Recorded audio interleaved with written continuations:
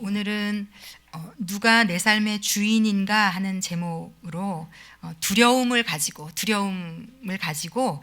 우리가 누가 내 삶의 주인인지를 알아볼 수 있거든요. 그래서 오늘은 두려움에 대해서 특히 구약 성경에 나오는 느헤미야가 가지고 있었던 두려움의 상황을 가지고 좀 설명하면서 누가 내 삶의 주인인지를 한번 생각해 보는 시간을 좀 갖도록 하겠습니다. 느헤미야를 좀 시대적 배경을 좀 설명을 드려야겠는데요. 이제 북이스라엘이 남북이 이제 이스라엘이 분단이 되고 북이스라엘이 먼저 멸망을 하고 후에 이제 남유다가 멸망을 바벨론에 의해서 당하게 됩니다.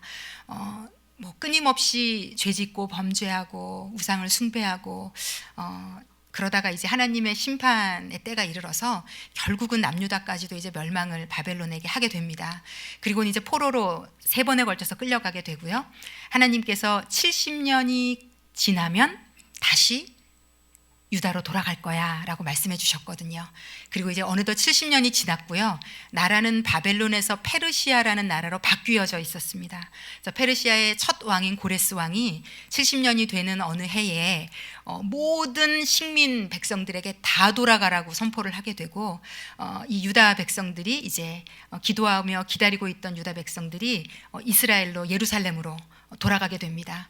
그런데 이제 돌아가는 것을 3차에 걸쳐서 돌아갑니다. 1차, 2차, 3차.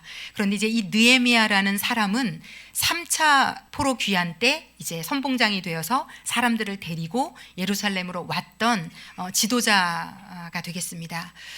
그런데 이제 이 느헤미야가 어떻게 예루살렘으로 가겠다는 결심을 했는가 하면 느헤미야는 당시에 페르시아의 왕의 술 맡은 관원장이라는 직책을 가지고 있었거든요.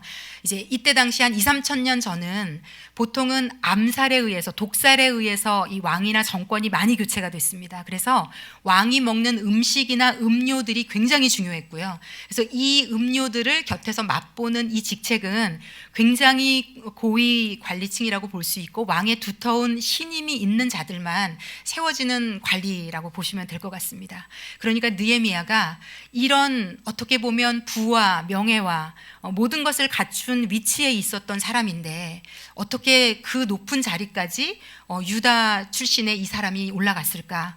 신기할 정도로 그가 이제 그랬던 사람인데 그가 예루살렘으로 가겠다는 마음을 먹은 이유가 이제 자신의 동생이나 동족들이 돌아와서 우리 예루살렘이 지금 어떻게 되고 있니? 라고 물어봤더니 지금 예루살렘은 여전히 초토화가 되고 포로 귀환이 2차나 이루어졌는데 여전히 예루살렘은 황폐하고 초토화되어 있고 성을 둘러싼 성 주변에 성벽도 없어서 도시로서의 기능도 제대로 못하고 있는 피폐하고 비참한 상태입니다 라는 소식을 들어요. 그런데 이 느헤미야가 나는 페르시아에서 잘 먹고 잘 사니 됐어 라고 생각하지 않고 너무 그 동족들의 고통과 아픔이 자신의 아픔이 되어서 수일 동안 눈물로 금식하며 하나님 앞에 기도합니다. 그리고 하나님의 마음을 받아서 아닥사스다 왕, 당시 페르시아 왕에게 요청을 해요. 나를 우리 민족에게로 돌아가게 해달라고. 가서 우리 민족을 도와서 나라를 일으키고 싶다고. 그랬더니 하나님의 은혜로 이 왕이 허락을 해줍니다. 기간을 정해주고 갔다 오라고. 그래서 왕의 적극적인 협조로 느헤미야가 사람들을 이끌고 이제 예루살렘으로 귀환을 합니다. 그런데 이제 막상 그 땅에 왔더니 어떤 어려움을 맞닥뜨리게 됐는가 하면 이 예루살렘 바로 위에 사마리아라는 성이 있는데 이 성은 당시에 호른 사람 산발랏이라는 사람이 페르시아에서 임명한 총독으로 다스리고 있었고 예루살렘은 그 사마리아의 관할 지역이었습니다. 그런데 이 관할 지역에 느헤미야의 고위 간직을 소위 지냈다는 사람이 오더니 예루살렘에 막 부흥의 물결이 막 흘러나오는 것을 이 산발랏이라는 사람이 보면서 와, 이러다가 잘못하면 예루살렘이 나에게서 독립을 하거나 내가 피해를 보는 거 아니야? 라는 두려움을 갖게 돼요. 이게 사람이 두려움이 임하면 이상한 행동들을 하게 됩니다. 그래서 어떻게 하면 이 성벽을 세우는 것을 막으면 이들이 포기하지 않을까라고 생각을 해서 모든 자신의 권력을 동원해서 예루살렘 성벽 건축을 방해를 합니다. 그런데 놀랍게도 느헤미야가 기도하면서 백성들을 열심히 모아서 동기부여를 시키고 으쌰으쌰 하면서 무려 52일 만에 예루살렘 전체 성벽을 다 재건을 하게 됩니다. 그리고 이제 오늘 본문에 나오는 이 장면은 이제 거의 다 모든 성벽이 완공이 되고요. 예루살렘 성벽 전체에 문이 10개입니다. 근데 이제 이 10개의 문에 문짝만 달면 되는 마지막 공사만 남은 상황에서 이제 이 산발랏이라는 총독을 중심으로 이 대적들이 우리가 지금 끝장을 내지 않으면 이제 큰일 난다. 그래서 전략을 모여서 세우는데 어떻게 세우냐면 어떤 전략도 먹히지 않으니 느헤미야가 문제구나.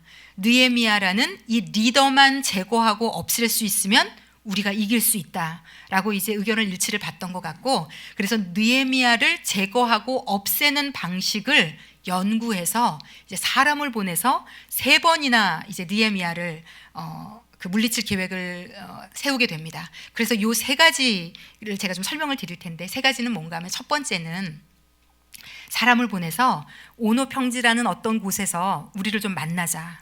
너랑 할 얘기가 있다. 그런데 이 3번의 전략 다 느헤미야에게 1도 먹히지 않아요. 실로 놀라워요.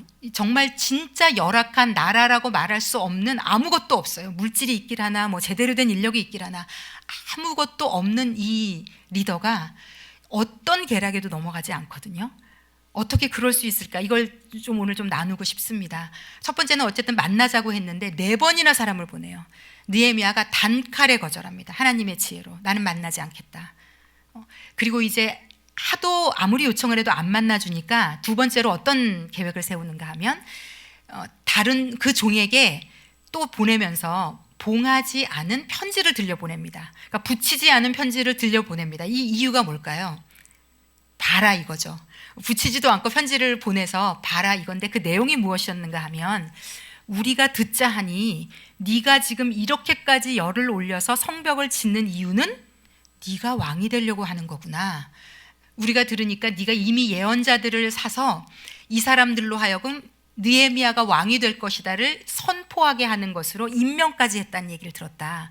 이게 페르시아 왕에게 들려지면 네가 어떻게 될 것 같느냐, 이렇게 위협을 하면서, 그러니까 나랑 의논을 해야 되지 않겠니? 이제 본인은 공식 임명을 받은 총독이니까요. 나랑 의논을 해야 되지 않겠니? 라고 위협을 합니다.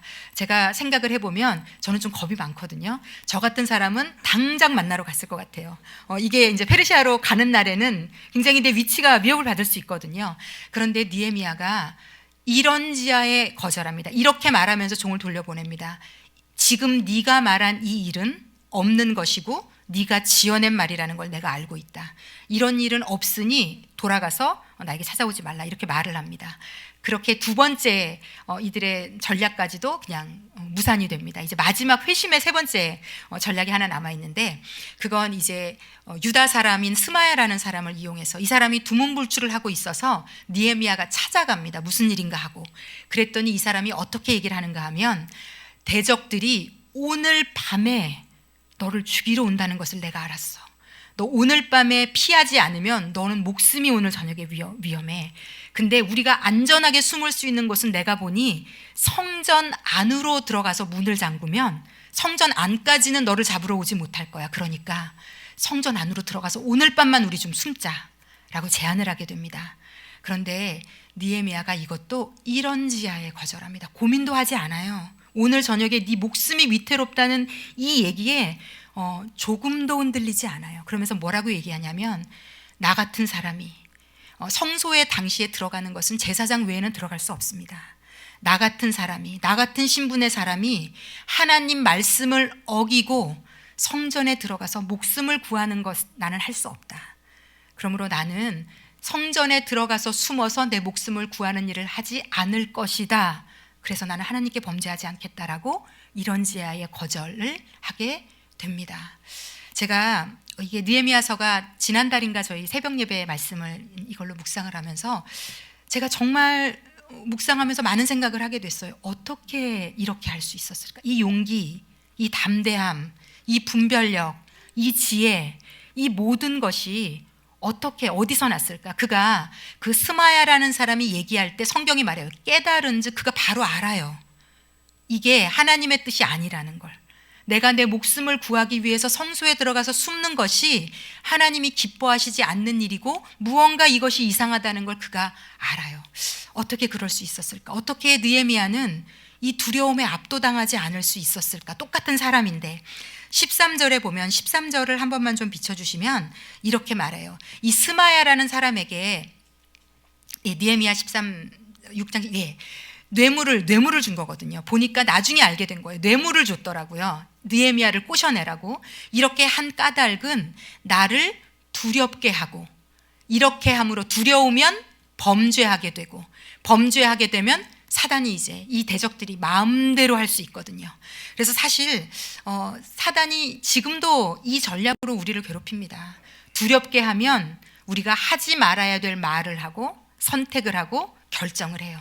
두려우면 우리가 평소에는 하지 않을 것들을 하게 되어 있어요. 사람은 누구나 두려움에 사로잡히면 건강한 원래의 마음대로 무언가를 하지 못합니다. 이게 성경에도 그렇게 좀 나와 있는데요. 어쨌든 느헤미야가 이렇게까지 이 두려움을 잘 이길 수 있었던 이 비결이 오늘 제가 내 삶의 주인은 누구인가 설명과 좀 맞닿아 있습니다. 그래서 이 두려움을 이긴 이 분별력 지혜가 어디서 도대체 왔는지 이걸 나누려면 먼저 두려움이란 무엇인지를 좀 여러분에게 설명을 드려야 될 것 같아요. 두려움이란 무엇이겠습니까? 제가 정의를 해봤는데요. 사전을 찾아서 두려움이란 이런 겁니다. 어떤 현상이나 경험을 예상했을 때 우리가 가지게 되는 불안한 감정을 두려움이라고 얘기합니다. 그러니까 두려움이라는 거는요, 예상해서 만들어진 감정이라는 겁니다. 원래 실제하는 것이 아니라 내가 머리로 만들어내는 겁니다. 두 번째 그 정의를 보시면 사실처럼 보이는 잘못된 근거라는 말입니다. 그러니까 이건 사실은 아니에요. 그런데 우리가 이 잘못된 근거를 믿어서 우리의 나름대로 시나리오를 쓰는 겁니다. 예를 들자면 이런 겁니다. 아이가 학교를 보냈더니 공부를 안 해요. 수학 시험을 너무 점수를 못 맞아오고 공부를 하길 싫어하고, 그러면 우리 엄마들은 본능적으로 시나리오를 쓰게 되어 있어요. 야, 얘가 이러다가 중학교도 그렇고 고등학교도 그렇고 대학도 제대로 못 가면 이 아이의 일생까지 갈 수 있습니다. 그 초등학교 아이가 받아온 성적으로 아이의 일생의 시나리오를 쓸 수 있는 게 우리 엄마들의 놀라운 능력이거든요. 그러면 이 안에 두려움이 확 몰려오게 됩니다. 두려움이 몰려오면 평소에 나라면 하지 않을 말, 행동, 선택, 방식을 반드시 사람은 쓰게 되어 있습니다. 이 두려움의 문제라는 건 우리 특히 예수 믿는 우리의 일생에 시시각각으로 계속 찾아오거든요.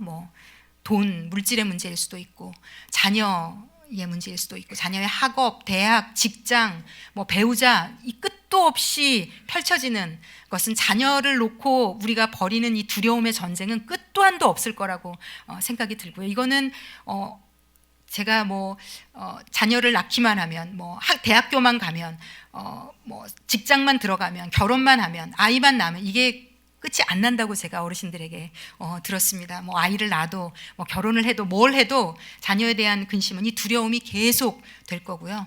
또 특별히 우리가 요즘은 건강에 대한 이야기들이 많죠. 건강에 대한 두려움, 또 나이가 들어갈수록 아마 온갖 질병과 건강에 대한 두려움, 그래서 시시각각으로 이 두려움이 찾아오는데, 이건 우리가 이 두려움이 내 안에 들어오면 이 잘못된 근거를 가지고 우리가 믿고 행동하는 게 되기 때문에 이 두려움의 문제는 반드시 우리가 이 땅에서 극복하고 해결해야 되는 일이 됩니다. 디모데후서 1장 7절에 보면 하나님께서도 디모데에게 사도 바울을 통해서 이렇게 말씀하셨어요. 다 함께 한 목소리로 좀 읽어보겠습니다. 하나님이 우리에게 주신 것은 두려워하는 마음이 아니요 오직 능력과 사랑과 절제하는 마음이니. 성경에 보면 하나님이 우리에게 주신 것은 두려워하는 마음이 아니라고 말합니다.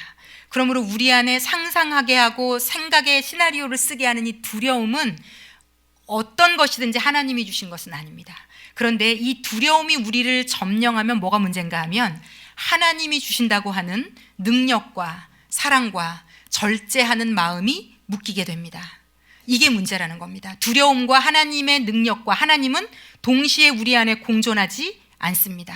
예를 들어서 내가 아이를 놓고 아이가 게임하고 있는 거, 뭐 성적이 나빠지는 거 엄청 두렵죠. 세상 엄마들에게 이거보다 더 큰 두려움이 있을까 할 정도로 두려워요. 그런데 이제 사춘기가 되면 요즘 아이들은 엄마, 나 교회 가기 싫어. 왜 내가 교회를 가야 돼? 이런 겁없는 멘트들을 막 요즘 아이들은 아주 편안하게 해요. 그래서 지금도 아이들이 이제 사춘기가 되면서 교회를 끄는 아이들이 좀 있거든요. 그럼 이제 이 엄마들은 거의 지옥을 살아요. 제가 보면 왜 아니겠습니까? 이 아이가 일생 믿음을 가지고 살아야 되는데 이제 열 몇 살에 교회를 안 다니겠다고 하니 얼마나 불안하겠어요? 그런데 이 두려움이 우리를 압도하면요, 무엇이 문제인가? 이 아이에게 하나님의 능력을 보여줄 수가 없어요. 하나님의 사랑이 나를 통해 흘러가지가 않아요. 절제가 안 돼요. 그래서 능력이 묶이고 사랑이 묶이고 절제하는 마음이 묶인 상태로 이 아이를 대하게 되는 겁니다. 교회 가, 왜 안 가? 아이를 윽박 지르게 되고 소리 지르게 되고 협박하게 되고 평소에 나라면 하지 않을 온갖 이상한 위협들을 맞닥뜨리면서 아이는 결심하죠. 절대로 교회를 가지 않겠다고. 예, 이게 악순환이 되는 겁니다. 두려움에 사로잡혀서 하는 모든 말, 우리의 행동, 선택은 그곳에 선은 없습니다. 옳은 것은 없습니다. 물질의 문제도 마찬가지입니다. 돈이 너무 적어서 아이를 학원을 못 보내는 상황, 물질 때문에 어떤 것을 못하는 상황이 올 때 우리는 두려워지죠. 이 두려움에 압도당하게 되면 배우자끼리 싸움을 하게 된다든지 좋지 않은 방법, 좋지 않은 선택, 좋지 않은 것들을 반드시 하게 되어 있습니다. 이 두려움이라는 게 실제 존재합니다. 이게 성경에서는 영이라고 말하고요. 이 두려움의 영이 우리를 사로잡으면 정말 감당하지 못할 우리의 모습이 나타나게 됩니다. 특히 이렇게 두려울 때 많은 분들이요, 과도한 화나 신경질이나 짜증, 그래서 사실 찾아낼 수 있어요. 내가 요즘 왜 이렇게 이 얘기만 아내가 하면 화가 나지? 왜 아내가 돈 얘기만 하면 내가 이렇게 화를 내고 있지? 두려워서 그런 거거든요.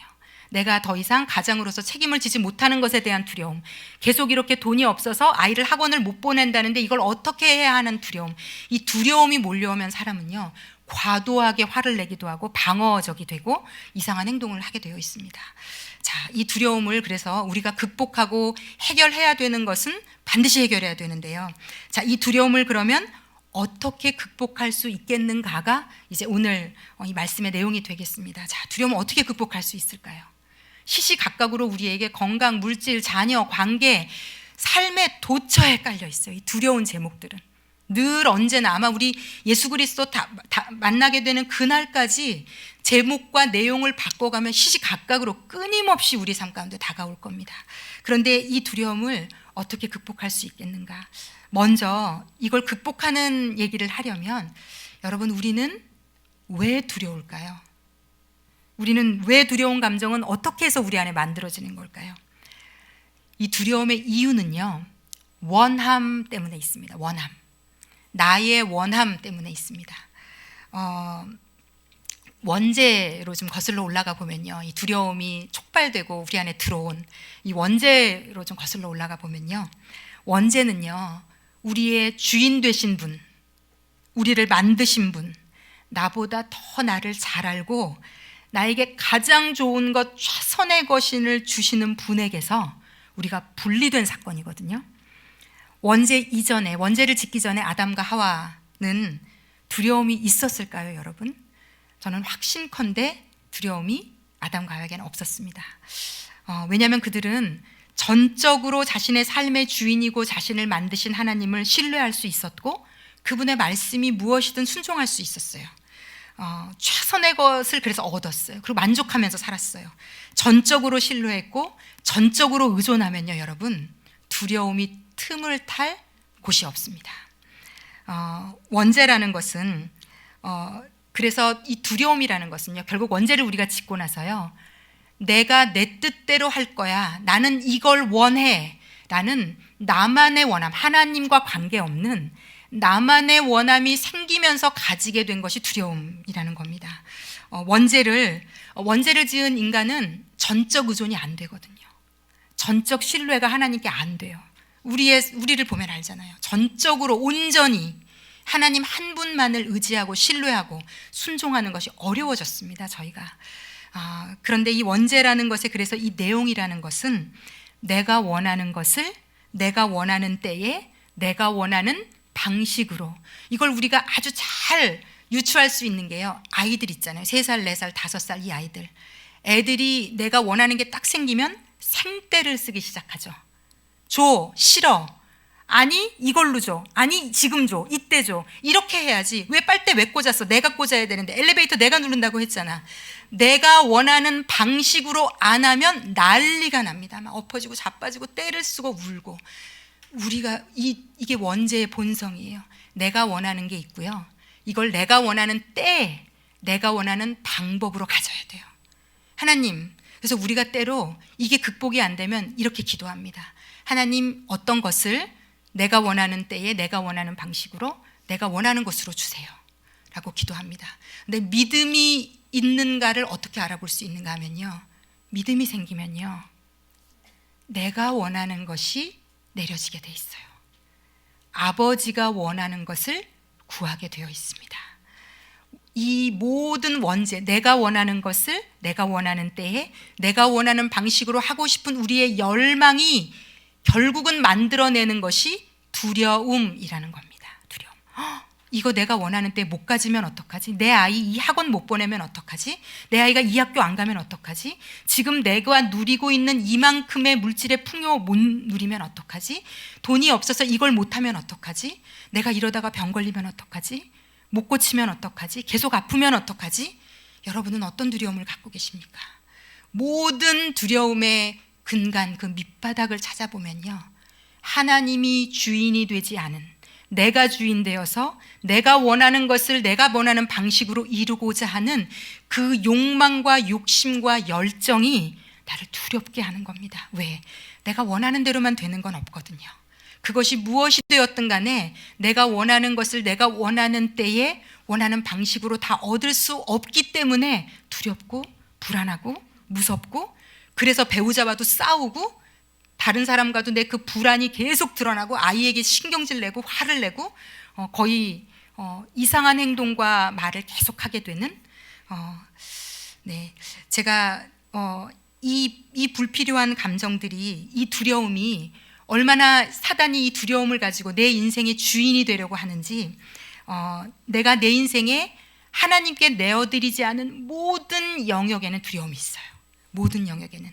그래서 역으로 보면 내려놓을 수 없으면 두려움은 지속됩니다. 그리고 하나님은요, 우리가 믿는 하나님은 하나님의 방식이 우리에게 최선임을 알고 계세요. 그래서 시시각각으로 때로 우리에게 우리 삶의 어떤 영역에 내가 주인 되어 있는 영역에 찾아오셔서 물어보세요. 네 삶의 그 영역에 주인이 누구니? 라고 꼭 물어보시게 돼 있어요. 그래서 이 싸움은, 이 두려움은 언제 종식이 되는가? 내가 그 영역의 주인이 하나님 되심을 인정하고 내려놓을 수 있을 때 그 두려움이 거짓말처럼 사라지게 됩니다. 제가 이 예를 좀 한 2가지로 좀 들어드리겠습니다. 하나는 지금 이제 미국에서 굉장히 크게 가정사역을 하고 계시는 여자 사역자분이 계세요. 그런데 이제 이분은 어릴 때부터 굉장히 믿음이 좋으셨고, 좋은 남편을 만나서 결혼하는 것, 또 아이를 낳는 것, 이게 인생의 꿈이고 로망이었던 분입니다. 그런데 이제 주 안에서 만나서 남편을 만나서 결혼하고, 그리고 이제 결혼을 하고 1년이 지나고 3년이 지나고 5년이 지나고, 당연히 누구나 생기는 아이가 이제 생기지 않는 상황이 되었어요. 어느 순간부터 이제 두려워지기 시작하는 겁니다. 뭐지? 왜 나만 아이가 안 생기지? 아이를 놓고 기도도 많이 하고 교회에 중보기도 다 부탁하고 그렇게 오랜 시간을 기도하고 씨름을 하는데 아이가 생기지 않는 겁니다. 그런데 이제 어느 날 이분에게 정말 이분을 아끼는 믿음의 동료가, 지체가 찾아와서 조심스럽게 얘기를 합니다. 내가 기도를 하는데 하나님이 나에게 이런 마음을 주셨는데, 기도하면서 하나님께 하나님, 당신의 뜻대로 하시라고, 저의 인생에 아이가 없어도 된다는 기도를, 이 아이를 하나님께 좀 내려놓는, 내어드리는 기도를 하나님이 원하시는 것 같다라는 이야기를 이분에게 전합니다. 이분이 듣자마자 마음으로 거부하는 마음이 확 올라오는 거예요. 왜? 그리고 이런 두려움이 또 몰려오는 겁니다. 내가 만일 하나님 저에게 아이를 안 주셔도 돼요 라고 입으로 꺼내는 순간 하나님이 오냐 그러면서 바로 기도에 응답하실 것 같은 두려움, 기도하자마자 이 기도는 응답을 받을 것 같은 두려움이 너무 있어서 절대로 이 기도만큼은 할 수가 없는, 그래서 몇 개월 동안을 씨름하고, 근데 이분은 영이 살아있고 성령의 인도를 받는 분이니 이게 얼마나 괴롭겠어요. 매일매일 너무 두려운 거예요. 너무 불안한 거예요. 기도를 하자니 하나님이 응답을 해주시면 이제 아이는 없을 것 같고, 아이가 없을 걸 생각하자니 너무 두렵고 무섭고, 그래서 이걸로 계속 씨름을 하다가 평안하지 않고 늘 삶이 불안정하고 이렇게는 못 살겠다는 결론을 내려서 어느 날 새벽에 잠에서 깨서 그래, 오늘은 내가 하나님 앞에 기도를 해야 되겠다. 그리고는 카페트 바닥에, 미국 분들은 거의 진짜 좌식이잖아요. 저 의자에 앉아서 생활하잖아요. 그런데 카페트 바닥에 무릎을 꿇고 앉았어요, 이분이. 그래서 하나님 불러놓고 입이 안 떨어지는 거예요. 뭘 말해야 되는지까지도 알겠는데 입이 안 떨어지는 거예요. 하나님 아버지, 정말 너무 하나님 앞에 씨름하고 그 새벽에 내내 씨름을 하다가, 하나님 아버지, 저는 하나님 너무 아이를 갖고 싶습니다. 그런데 아버지, 이게 만약 아버지의 뜻이 아니라면 제가 이 아이를 내려놓겠습니다. 하나님, 당신 앞에 이 아이를 내어드립니다. 저에게 이제 앞으로 아이가 없다 할지라도 제가 하나님을 원망하지 않고 이 삶을 잘 살아가겠습니다. 밤새 하나님 앞에 씨름하며 애를 쓰며 기도하며 무릎 꿇고 하나님 앞에 이 아이를 내려놓았어요. 이분이 내려놓았어요. 그리고 아침에 눈을 깬 남편한테 가서, 여보, 이제 우리 인생에 아이는 없을 거야. 남편이 눈을 동그랗게, 하나님께 새벽 내내 내 아이를 하나님께 내어드렸거든. 이제 우리 아이 없이도 믿음으로 이제 살아갑시다.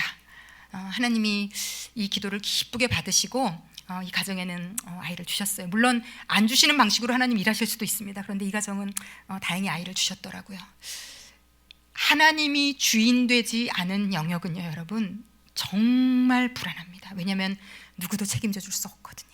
그래서 불안합니다. 두렵습니다. 감당할 수 없어요. 그래서 온갖 방법을 막 다 찾아내게 되어 있어요. 그러면서 그게 좌충수가 되고 잘못된 선택이 되고 결정이 되는 꼬리에 꼬리를 묻니다. 제가 이 예화를 놓고 막 고민을 했는데 하나님이 또 제 얘기를 하라고 하셔서 뭐 늘 들으시는 얘기겠지만 저에게는 또 제가 이 두려움을 극복했던 또 사건이기 때문에, 제가 인생에서 한 2번 정도 가장 큰 두려움을 직면했던, 작은 두려움들은 뭐 늘 직면하지만요, 가장 큰 두려움을 직면했던 게 제가 결혼하고 저는 하나님이 저를 사역자로 부르셨거든요. 이게 또 부르시려면 결혼 전에 부르시지, 정말 결혼하고 남편이 군대를 갔는데 하나님이 저를 부르셨어요. 그래서 저는 나름대로 참 고통이 많았습니다. 그런데 저는 하나님이 저를 사역자로 부르실 때 너무 싫었습니다. 왜냐하면 저는 그냥 되게 성공한 여자 사람으로 살고 싶었거든요. 그런데 이제 이 사역자라 함은 하고 싶은 걸 못하는 직업이라고 제가 생각을 하고 있었기 때문에 너무 무서웠어요. 그래서 진짜 부르시는 걸 너무 알았는데 한 몇 년을 도망 다녔던 것 같아요. 그런데 어쨌든 하나님의 넓고 큰 은혜로 오래 기다려 주셔서 제가 항복했거든요. 그러면서 제 인생에 이거보다 더 보람되고 아름답고 은혜로운 직업이라는 게 있을까? 저는 지금 제 직업에 너무 하나님께 감사합니다. 정말 진심으로 너무 감사하는 직업이 되었는데요. 제 인생의 이제 2번째 두려움이, 이제 저희 남편이 37살에 이제 뇌졸중으로 쓰러져서 이제 장애인이 되는 사건을 제가 겪잖아요. 이제 왼손을 못 쓰고 이제 왼쪽 다리를 저는데, 저는 지난주에도 말씀드렸지만 저 스스로에 대한 자신이 없었기 때문에 저희 남편이 저에게는 되게 막 키도 크고 잘생기고 뭐 여러 가지로 저에게는 참 든든한 이제 울타리 같은 존재였던 것 같아요. 근데 제가 7개월 동안 병원에 입원을 하고 있다가 이제 7개월 후에 퇴원을 했는데요. 제가 그 퇴원 이후에 지금 돌아보니 그 몇 개월이 가장 힘들었던 것 같아요. 근데 제가 왜 힘들었나를 돌아보니까, 병원에 있을 때는 이제 그냥 희망을 갖고 있다가 퇴원을 막상 하고 나니까, 이러다가 진짜 고쳐주시지 않고 평생 장애인으로 살면 어떡하지? 이제 이 실제적인 두려움이 저를 막 압도하는 겁니다. 그리고 하나님이 제 마음 아주 밑바닥을 들여다보게 하셨는데, 저는 이제 여자 사역자고 남편은 본인 사업도 하고 돈도 벌고 막 그랬었거든요. 그러니까 저에게는 이 보통 이제 남자분들이 사역을 하면 뭐 아내들이 적어도 먹여 살리고 이러진 않잖아요. 그냥 사모 역할을 교회에서 같이 하잖아요. 근데 이제 저는 제가 제 꿈은 포기했지만 저희 남편이 있잖아요. 마치 보험처럼 제 밑바닥 안에 있었던 것 같아요. 남편이 돈도 벌고 나를 서포트 해줄 거고 뭔가 든든한 울타리, 보험 여러 가지로 제 안에 말도 못하는 많은 것들로 든든함으로 이 안에 이 밑바닥 안에 자리 잡고 있었던 것이 있었는데 이제 그걸 다 내어놓아야 되는, 어쩌면 제가 사역자로서의 온전한 결단이 그때에 하나님이 온전히 받으신 것 같아요. 제가 지금 생각해 보니까 너무 두려워서 담임 목사님이 예배 끝나고 나서 매주 기도를 해주셨는데 제가 너무 많이 울었어요. 지금 생각해도 담임 목사님이 왜 이렇게 우냐고 물어보실 정도로. 근데 제가 지금은 정확히 알죠. 왜 울었는지. 하나님 안 고쳐주실까 봐 너무 무서워서. 여러분 있잖아요, 기도하는데도 왜 우리가 두려운 줄 아세요? 기도를 그렇게 해도 두렵죠. 중보를 맡기고도 계속 두려운 이유는요, 기도하면서 내가 내 방식, 내가 원함을 내려놓지 않으면 우리는요 끝까지 두려울 겁니다. 아무리 기도해도 두려울 거예요. 아무리 금식하고 기도하고 뭘 했더라도 내 생각, 내가 원하는 방식, 하나님이 주시는 방식이 더 좋고 더 최선이고 더 놀라운 것이라는 게 전적으로 믿어지지 않으면요, 이 불안함 가운데 계속 내가 이것의 주인 되어서 살아가야 됩니다. 제가 그 몇 개월간 하나님이 그 씨름을 하게 하시고 예배드리고 기도하고 사역하고 하면서 하나님이 저를 많이 만지셨어요.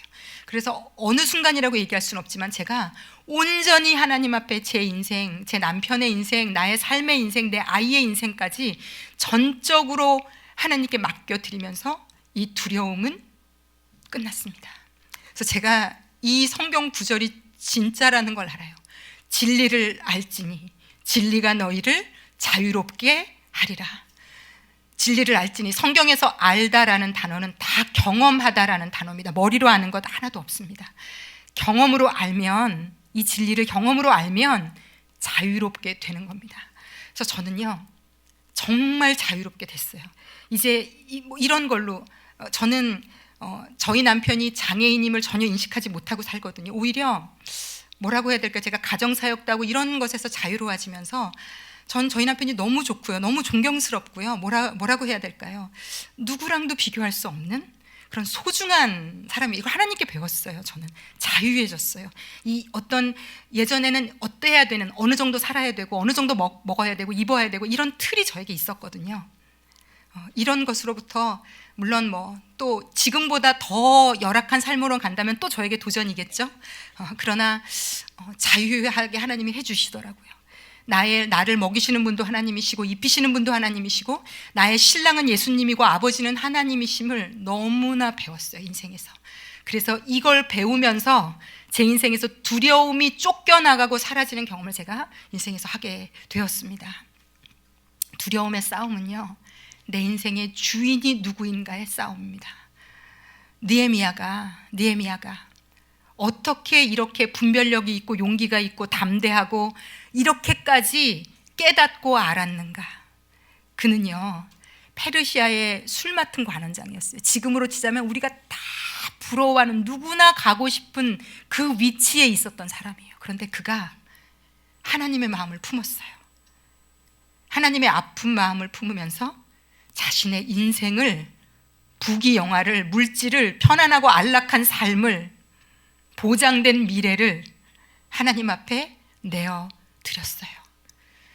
포로 귀환을 자청했고요, 아무것도 없는 열악한 땅으로 와서 빚도 없이 이름도 없이 자신의 인생의 모든 것을 내어놓고 싸웠어요. 그랬기 때문에 그는 누가 목숨으로 위협하든 뭘로 위협하든 이렇게 하나님 앞에 인생을 전부 내어드려서 하나님이 주인된 인생은요, 어떤 것도 이 인생을 건드릴 수 없습니다. 사단의 어떤 괴계도 어떤 괴략도 누구도 이 사람의 삶을 침투할 수 없고 괴롭힐 수 없고 흔들 수 없고 무너지게 할 수 없습니다. 그래서 그는 담대할 수 있었고요, 끝까지 용기를 낼 수 있었고 지혜가 있을 수 있었고 분별력이 있을 수 있었고 놀라운 하나님의 일을 끝까지 해내는 사람이 될 수 있었습니다. 우리가 이 땅의 삶을 살아가면서 모두가 동일하게 겪게 되는 두려움들이 다 있어요. 아까도 말씀드렸지만 자녀에 대한 두려움 끝도 한도 없이 있을 거고요, 물질에 대한 두려움 끝도 한도 없이 올 겁니다. 건강에 대한 두려움, 시시각각으로 이제 더 많은 질병들이 생겨나게 돼서 더 많은 건강에 대한 두려움들이 시시각각으로 우리의 삶에 몰려오게 될 겁니다. 그런데 여기서 이 두려움을 극복하는 방법은요, 하나님, 내 자녀 그 학교 안 가도 됩니다. 내려놓는 겁니다. 하나님, 제 아이 그 학원 안 보내도 됩니다. 하나님, 제가 그 물질 꼭 없어도 됩니다. 내 아이의 주인이 아버지이심을 믿습니다. 그러므로 제가 두려워하지 않겠습니다. 내 삶의 물질의 주인이 당신이심을 믿습니다. 그러므로 두려워하지 않겠습니다. 여러분 다 아시는 것처럼, 제가 오늘 양해를 구하지 않았는데 저희 사모님이 희귀병에 지금 앓고 있는 거 다 아실 겁니다. 제가 이게 믿음이 있다는 게 참 놀라운 것은 아마 두 분도 처음 아시고 나서는 굉장히 두려우셨을 겁니다. 두려우셨던 것으로 압니다. 그런데 주 앞에서 기도하고 무릎 꿇어 기도하시면서 제가 생각할 때도 어떻게 저렇게 평안하실 수가 있지?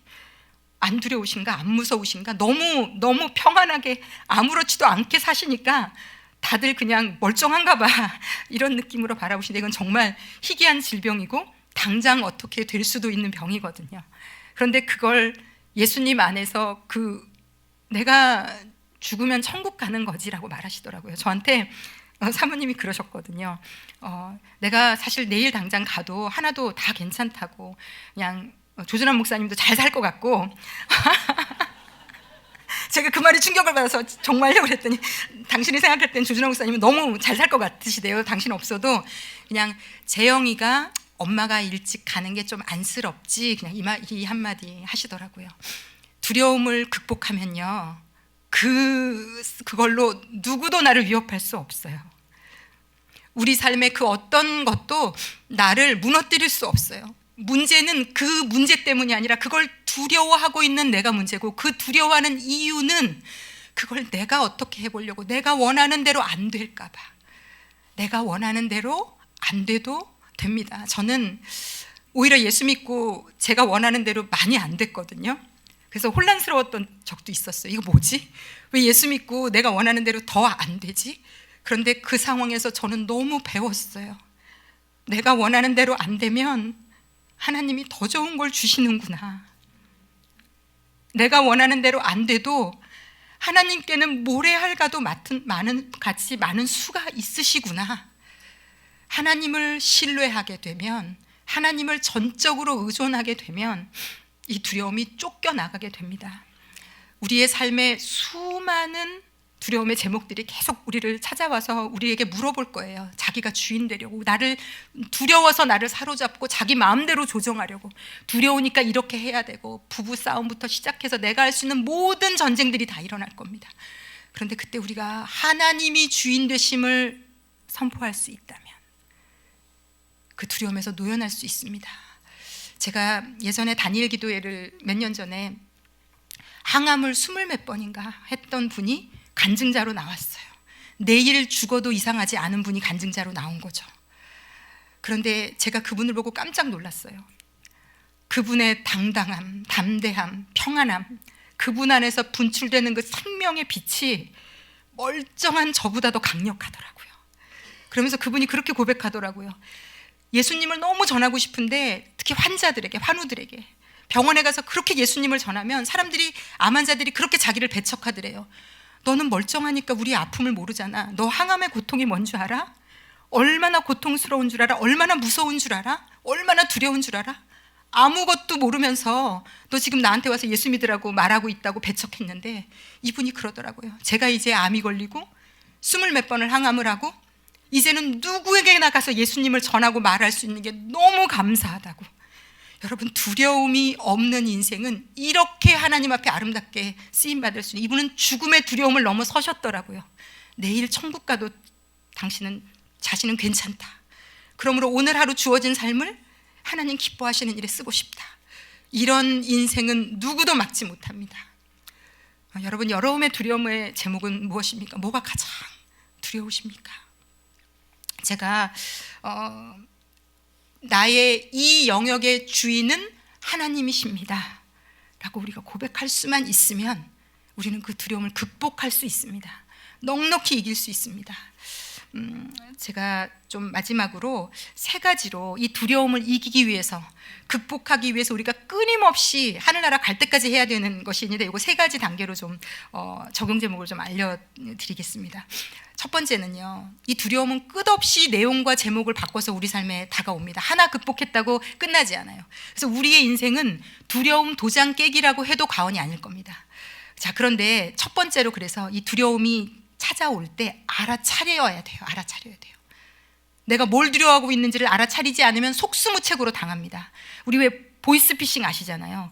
거의 홀린 듯이 전화 받으면서 일어나서 은행으로 가서 누가 시키지 않았는데 초점 없이 막 집어넣고 3천만 원 막 누르고 막 이런 이상한 짓을 그 사람이 멀쩡하면 하지 않거든요. 근데 이게 두려움에 압도당하면 사람은요, 마비가 와요. 생각과 어떤 모든 것에, 아까도 말씀드렸잖아요. 사랑과 능력과 절제하는 마음이 사라져 버리거든요. 그래서 알아채셔야 돼요. 내가 요즘 왜 이렇게 화가 나지? 왜 이 얘기만 들으면 이렇게 감당이 안 되지? 그 영역이 뭔지, 자녀인지 내 마음의 욕심인지, 자녀 때문에 생겨난 나의 기대인지 무엇인지 찾아내셔야 돼요. 알아차셔야 돼요. 첫 번째는 알아내는 것, 어떤 두려움이 나를 압도하는지. 그리고 두 번째는 알아채셨다면 그 제목을 하나님 앞으로 가지고 나오셔야 돼요. 혼자 가지고 있으면 계속 두려울 거예요. 하나님 앞으로 가지고 나오셔야 돼요. 아까 그 임신을 못한다고 했던 분이 하나님 앞에 나와서 밤새도록 씨름한 것처럼, 그게 뭐 몇 달이 되더라도 하나님 앞에 씨름하셔야 돼요. 하나님, 제가 이게 너무 안 내려놓아져요 라고까지 씨름하셔야 돼요. 하나님 앞에. 하나님, 제 자녀가 이렇게 되는 게 꿈이지만 하나님, 내려놓게 되기까지 하나님 앞에 끊임없이 가지고 나가셔야 돼요. 여러분, 예수님도 우리와 본질적으로 질이 다른 고통의 기도였지만 십자가를 지시기 전에 3번이나 하나님 앞에 무릎 꿇어 기도하세요. 예수님께서 마태복음 26장 39절에 이렇게 고백하시죠. 조금 나아가서 얼굴을 땅에 대시고 엎드려 기도하여 이르시되, 내 아버지여, 만일 할만하시거든 이 잔을 내게서 지나가게 하옵소서. 그러나 나의 원대로 마시옵고 아버지의 원대로 하옵소서 하시고, 우리의 모든 기도 제목이 저는 이와 같이 되기를 원합니다. 하나님, 저의 원은 이겁니다. 그런데 아버지, 나의 원대로 마시옵고 아버지의 원대로 하옵소서. 여러분, 이 기도가 여러분 입술에서 고백되어지는 순간 두려움은 놀랍도록 쫓겨갑니다. 실체가 없는 거거든요. 거짓말이거든요. 그래서 그 신기루 같은 두려움이 우리 앞에서 사라지게 됩니다. 예수님이 이 기도를 마치시고 일어나서 제자들을 깨우시고, 가자, 이제 내 때가 되었다. 그래서 직진으로 십자가를 향해 달려가십니다. 우리에게 이 하나님 앞에 가지고 나가는 씨름이 꼭 있으시기를, 그래서 그 영역에서 자유로워지시기를 진심으로 축복합니다. 그리고 마지막, 이제 이렇게까지 다 내려놓으셨다면 마지막 하나님 앞에 하나님이 이 영역의 주인 되심을 고백하시면 됩니다. 하나님, 제 이 영역의 주인은 하나님이십니다. 제 자녀의, 물질의, 건강의 이 영역의 주인은 하나님이십니다. 제가 제 힘으로 아둥바둥 살아보려고 이렇게 이렇게 돈 벌어서 내 아이 자녀들 이렇게 시키고 이렇게 먹이고 이렇게 입히려고 했던 모든 내 계획을 내려놓습니다. 저희 가정의, 내 자녀의, 이 아이의 인생의 주인은 아버지십니다. 이렇게 우리가 고백할 수만 있으면 놀라운 하나님의 역사가 일어나기 시작할 것입니다. 제가 오늘 마지막으로 여러분하고 같이 선포하고 오늘 좀 예배를 마치고 싶어서 좀 PPT를 준비해달라고 말씀드렸는데, 우리 다 같이 한 목소리로 우리 좀 하나님께 고백하여 올려드리겠습니다. 내 물질의 주인은 하나님이십니다. 내 자녀의 주인은 하나님이십니다. 내 건강의 주인, 내 생명의 주인은 하나님이십니다. 내 미래의 주인은 하나님이십니다. 내 삶 전부의 주인은 오직 하나님 한 분이십니다. 아멘. 이 고백을 하시는 여러분의 삶에 진리를 알지니 진리가 너희를 자유롭게 하리라. 하나님의 사랑이, 하나님의 능력이, 하나님이 주시는 절제의 영이 여러분을 충만케 해서 여러분의 삶에 놀라운 하나님의 역사가 여러분의 인생을 통하여 드러나고 나타나게 될 것입니다. 일생이 두려움을 이겨가시며 하나님과 더 친밀해지시는 놀라운 하나님의 나라를 경험하시는 저와 여러분이 되어지시기를 예수님의 이름으로 축원합니다. 아멘. 우리 기도하겠습니다. 기도하실 때 하나님 아버지, 내가 내 삶의 주인이 되어 살고 있는 모든 영역을 회개합니다. 내가 내 자녀의 주인이 되고, 내 물질의 주인이 되고, 내 건강의 주인이 되고, 내 삶의 주인이 되어서 내가 주인이어서 하나님이 보이지 않았습니다. 그래서 무서웠습니다. 두려웠습니다. 하나님, 이제 그 제목을, 내가 주인된 자리에서 내려오기를 원하고 그 제목들을 내려놓기를 원합니다. 하나님 아버지, 내 삶의 주인은 오직 당신 한 분뿐이십니다. 우리 다 함께 기도의 자리로 나아가겠습니다. 사랑하는 하나님 아버지, 우리 모두가 입술을 벌려 우리 삶의 모든 영역이 주인이 하나님이심을 선포했습니다.